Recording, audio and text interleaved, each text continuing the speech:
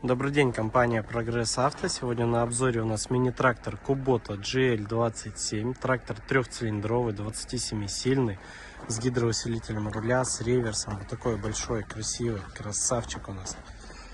Итак, передние шины у нас 8х16. В нормальном состоянии, имеют небольшие микротрещинки, без грыж, без порезов. Задние шины у нас установлены 11,2 на 26.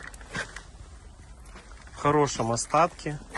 Большой протектор. Имеет небольшие микро такие трещинки. Наработка мини-трактора 706 моточасов. По его размерам.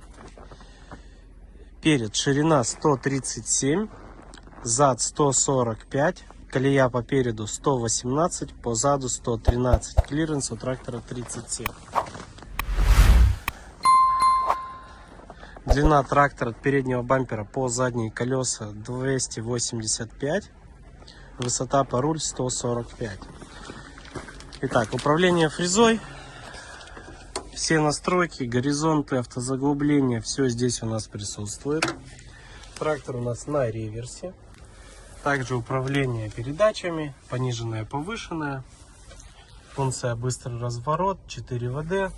Вал отбора мощности, 4 передачи вперед, 1 назад. Колоночка у нас здесь для удобства езды ломается. По навеске. Навеска трехточечная, с гидроцилиндром у нас. Фреза с быстросъемом. Фреза у нас усиленная, большой редуктор по центру. Модель фрезы R15K. Рабочая ширина, захват фрезы 185. Комплект ножей полностью все в хорошем состоянии, можно сказать, еще новые. Фреза также в хорошем рабочем состоянии, вся целенькая, комплектная, все на ней есть.